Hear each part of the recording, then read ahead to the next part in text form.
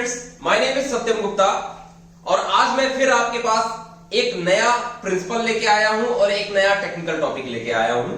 तो दोस्तों, अगर मैं टेक्निकल टॉपिक की बात करता हूं तो आज के टेक्निकल टॉपिक पे हम कवर करेंगे welding specification, welding procedural specification, WPS। कैसे WPS को रिव्यू किया जाता है और ये इतना कारगर है हमारे वेल्डर्स के लिए, हमारे स्टूडेंट्स के लिए, हमारे इंस्पेक्टर्स के लिए, हमारे इंजीनियर के लिए, हमारे सेल्स वाले पर्संस के लिए, ये सबके लिए इंपॉर्टेंट है। और दोस्तों, जो आज का मैनेजमेंट टॉपिक हमने लिया हुआ है वो मैंने श्रीमद् भगवत गीता से लिया हुआ है कि मैनेजमेंट के क्या क्या रूल है। तो रिसेंटली दोस्तों मैं आपको शेयर करना चाहूंगा, अभी मैंने इलॉन मस्क की ऑटोबायोग्राफी कंप्लीट की है ऑडिबल में और मैंने बहुत कुछ सीखा है उससे। बट मैं आपको इतना जरूर बोल सकता हूं कि श्रीमद् भगवत गीता में जो भी मैनेजमेंट प्रिंसिपल डिफाइन किए गए हैं वो बहुत ही करिश्माई है।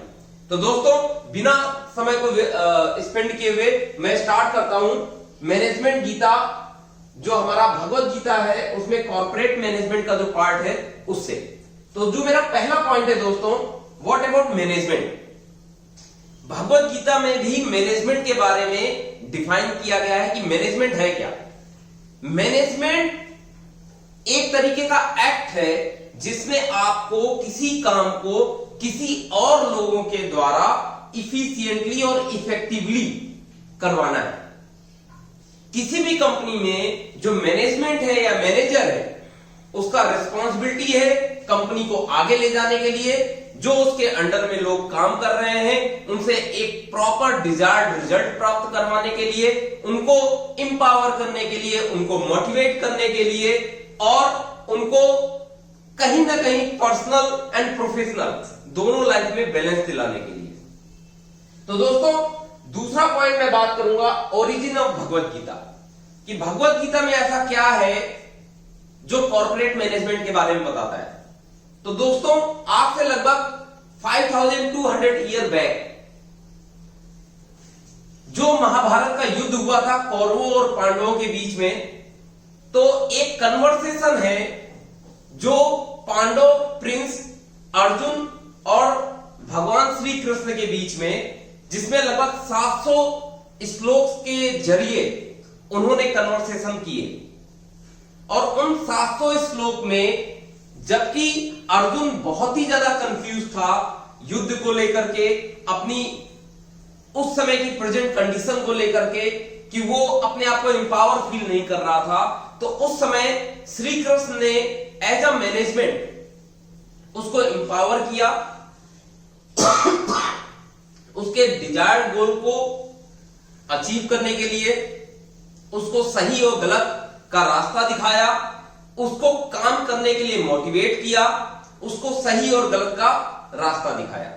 तो दोस्तों, ये जो मैनेजमेंट प्रिंसिपल हैं गीता के, वो उन्हीं 700 श्लोक के थ्रू बताए गए हैं।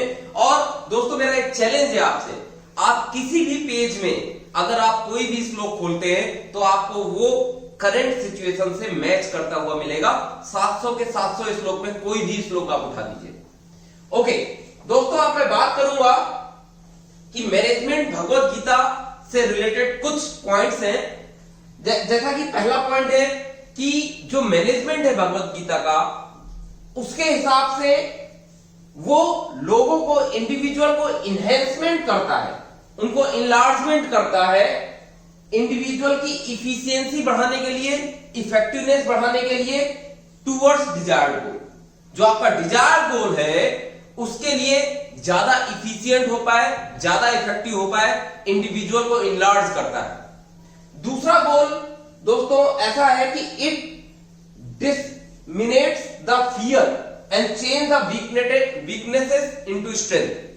जो भगवत गीता है वो बताता है कि आप किस तरीके से फियर को, डर को रिड्यूस कर सकते हैं और कैसे आप अपनी कमजोरियों को स्ट्रेंथ में कन्वर्ट कर सकते हैं। तो दोस्तों, हमारे कॉर्पोरेट में डर क्या है? कई लोगों को डर जॉब का होता है, कई लोगों को डर फेल होने का होता है। तो अगर आप उसके प्रिंसिपल्स को, गीता के प्रिंसिपल को यूज करेंगे तो जो आपका डर है काम के फेल होने से रिलेटेड या जॉब से रिलेटेड, वो रिड्यूस होगा। उसके अलावा जो आपकी कमजोरियां हैं उन कमजोरियों को आप स्ट्रेंथ में कन्वर्ट कर पाएंगे। तीसरा दोस्तों है शेयर द रिस्पॉन्सिबिलिटी।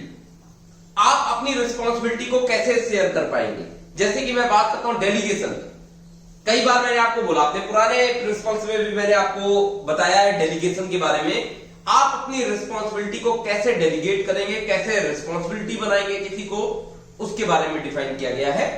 उसके बाद दोस्तों कंसल्टिंग द मेंटर।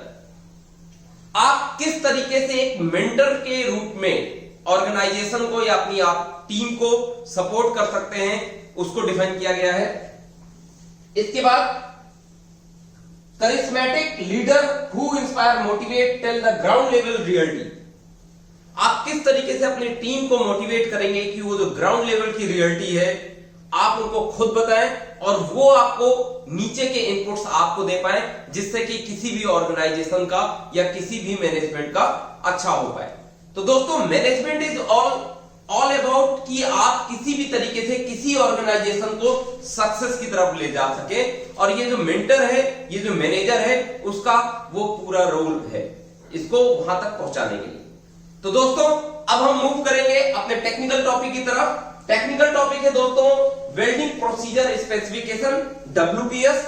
डब्ल्यूपीएस क्या होता है पहले तो मैं आपको ये बताना चाहूंगा। डब्ल्यूपीएस कोई भी वेल्डर अगर वेल्डिंग करता है तो सेट ऑफ रूल्स होते हैं।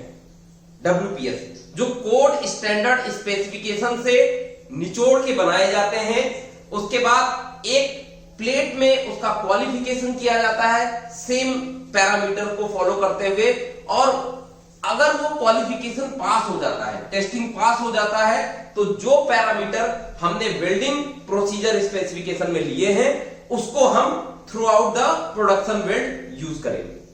तो दोस्तों इसको समझने के लिए आपको ये जानना होगा कि WPS is essential welder guide. ये वेल्डर के लिए गाइड है that includes applicable code requirement and control of the welding process। जो भी वेल्डिंग में होने वाले प्रोसेसेस हैं उसको कंट्रोल करेगा। इसके बाद दोस्तों WPS include detail on what you need and process to follow for sound weld. आपको एक साउंड वेल्ड करने के लिए क्या क्या प्रोसेस फॉलो करने हैं, क्या क्या पैरामीटर फॉलो करने हैं, वो आपको पूरा डिफाइन करेगा।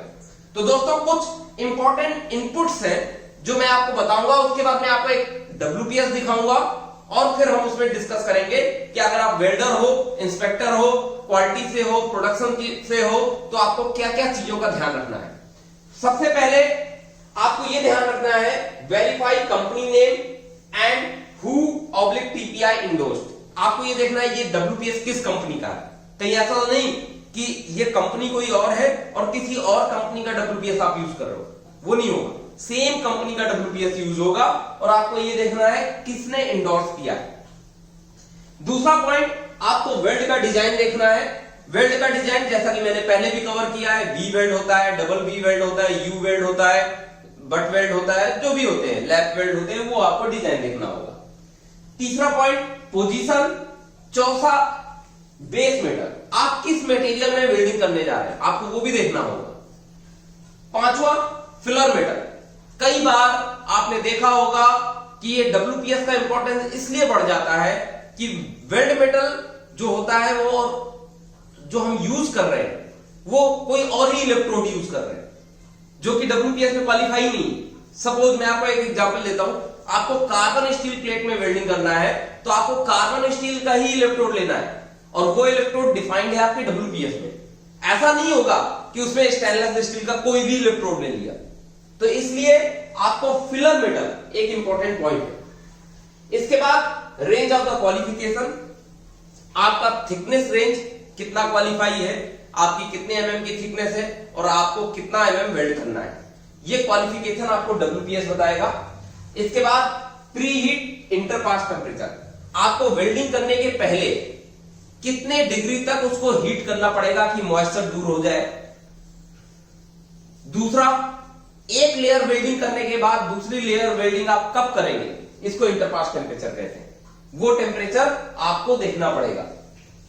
पोस्ट वेल्ड हीट ट्रीटमेंट, बहुत सारे वेल्डिंग करने के बाद PWST post weld heat treatment का रिक्वायरमेंट होता है, कुछ में नहीं होता है, ये आपके WPS में डिफाइंड होगा और आपको फॉलो करना होगा। करंट टाइप, आपको ये देखना पड़ेगा करंट का क्या टाइप है। जैसे आप एसएमएडब्ल्यू यूज करते हैं वेल्डिंग प्रोसेस, कई बार जीटीएडब्ल्यू यूज करते हैं, तो आप डीसीईपी, डीसीईएल, इस टाइप से जो करंट पोलरिटी है उसको आपको चेक करना पड़ेगा कि क्या करंट पोलरिटी आपका वेल्डर यूज कर रहा है। इसके अलावा फिलर मेटल डाया, आपका इलेक्ट्रोड का क्या डाया वेल्डर यूज कर रहा है, क्या ये वही डाया है जो उसने डब्ल्यूपीएस बनाने के टाइम पे किया है। ये क्यों जरूरी है कि जो डाया आप ले रहे हो उसके अकॉर्डिंग ही आपको एम्पियर और वोल्टेज चेक करना है। सपोज अगर आपका डब्ल्यूपीएस में डाया 3.2 लिखा है और उसमें एक सर्टेन करंट दी हुई है, और आपका अगर वेल्डर 2.4 का डाया यूज कर रहा है तो करंट उसको कम लेनी होगी, 3.2 वाली नहीं लेनी होगी। इसलिए इलेक्ट्रोड का डाया इज वेरी इसेंशियल।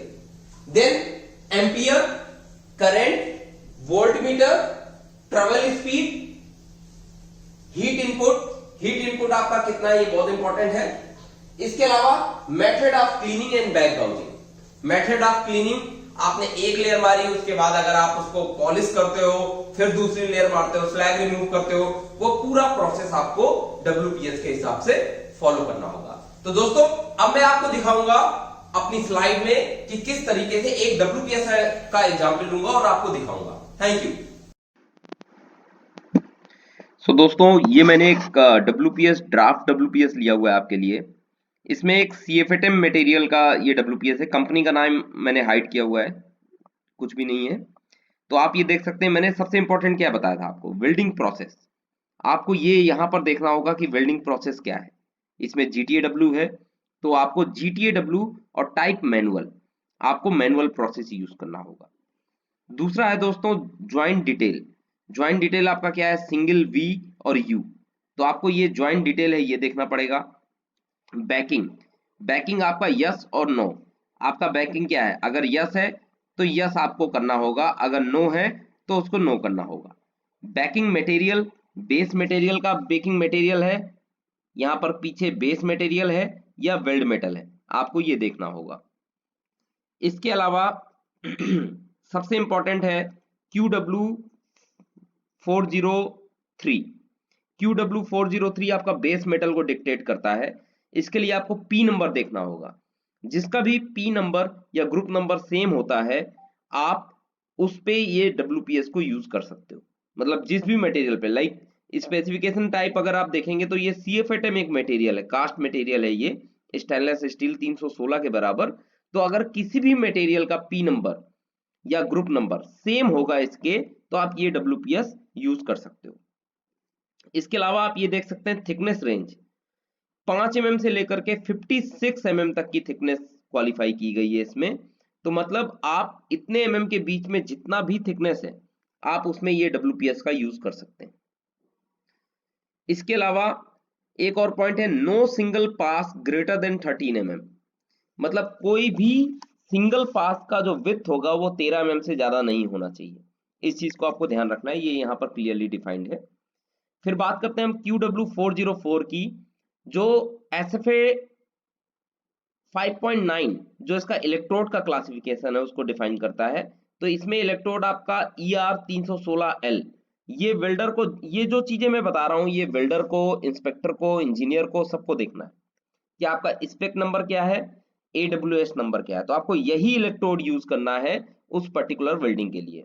इसके बाद F नंबर होता है, group of filler metal number होता है, A नंबर होता है, ये जो आपका मटेरियल डिपॉजिटेड होता है उसका नंबर होता है। तो इसको अगर आप नहीं भी देखते तो काम चलेगा, बट आपको एक्सेप्टेंस क्राइटेरिया अगर करना पड़ेगा PMI करने के बाद या स्पेक्ट्रो करने के बाद, तो उस समय ये यूज में आता है। आपका फिलर मेटल का डायमीटर 2.4 mm दिया हुआ है, ग्रूव, जो ग्रूव का थिकनेस है मैक्सिमम 56 mm दिया हुआ है। अब मैं आगे बढ़ूंगा दोस्तों, आगे आप पोजीशन देख सकते हैं। पोजीशन इसमें फ्लैट पोजीशन मैंने दिखाया है, QW405 में पोजीशन फ्लैट है, तो आपको फ्लैट पोजीशन पे आप वेल्डिंग कर सकते हैं। फिर आप प्री हीट टेम्परेचर देख सकते हैं, मिनिमम 16 डिग्री दिया गया है और इंटरपास टेम्परेचर 150 डिग्री, ये मैक्सिमम होता है। तो आपको ये ध्यान रखना है कि प्री हीट टेम्परेचर क्या है, पोस्ट वेल्ड इंटरपास टेम्परेचर क्या है। इसके बाद पोस्ट वेल्ड हीट ट्रीटमेंट, ये रिपेयर वेल्डिंग का है, इसलिए रिपेयर वेल्डिंग करने के बाद इसमें हमें पोस्ट वेल्ड हीट ट्रीटमेंट करने के लिए बोला गया है। हो सकता है क्लाइंट का स्पेसिफिक रिक्वायरमेंट हो या कुछ भी हो, यहाँ पर पोस्ट वेल्ड का वैल्यू दिया हुआ है। गैसेस, ये GTAW है तो इसलिए आर्गन गैस का यूज किया गया है इसमें, और फ्लो रेट जो है वो 8 to 10 लीटर पर मिनट ये फ्लो रेट डिफाइन किया गया है। इलेक्ट्रिक कैरेक्टरिस्टिक की जो दोस्तों बात की थी मैंने, इसमें आपको DC-EN करंट यूज करना है। इसके अलावा आप ये देखेंगे जो स्ट्रिंग और बीड है तो उसमें आपने स्ट्रिंग और बीड दोनों लिया हुआ है, और फिर कप साइज डाया 6, 9, 11 तीनों लिया हुआ है। इसके बाद initial and inter pass cleaning जो है वो वायर ब्रश से की गई है। मेथड ऑफ बैक ग्राउजिंग ग्राइंडिंग से किया गया है। मल्टीपल और सिंगल पास आपका मल्टीपल पास है। मल्टीपल और सिंगल इलेक्ट्रोड में आपका सिंगल इलेक्ट्रोड है। और अब आप देख पाएंगे ये जो सबसे इंपॉर्टेंट है कि कितना करंट और कितना वोल्टेज और कितना ट्रेवल स्पीड है वो यहाँ दिया हुआ है। रूट में आपको 316 का इलेक्ट्रोड लेना है, ER316 का। डाया 2.4 है, पोलरिटी टाइप DC-EN है, एम्पियर 150 से 175 दिया गया है, वोल्टेज 12 से 17 दिया गया है, ट्रेवल स्पीड 100 से 190 दिया गया है। तो ये जो टेबल है ये वेल्डर को बहुत अच्छे से पता होना चाहिए। तो दोस्तों ये WPS किसी भी फॉर्म में आपके पास आता है तो आपको एटलीस्ट इतने पॉइंट रिव्यू करने होंगे। रिव्यू करने के बाद आप वेल्डिंग परफॉर्म करवा सकते हैं, और वेल्डर के लिए ये गाइडलाइन भी होती है। तो दोस्तों उम्मीद है आपको ये लेक्चर मेरा पसंद आया होगा, और अगर ये लेक्चर आपको मेरा पसंद आया है तो इसको जिन्होंने अभी तक सब्सक्राइब नहीं किया तो मेरा आपसे रिक्वेस्ट है आप इसको सब्सक्राइब कीजिए। अपने दोस्तों के साथ, अपने जानने वालों के साथ इसको ज़्यादा से ज़्यादा शेयर कीजिए, जिससे मेरा मोटिवेशन बूस्ट हो पाए और मैं आप लोगों के लिए ऐसे ही टेक्निकल वीडियो लेके आ सकूं। Thank you so much.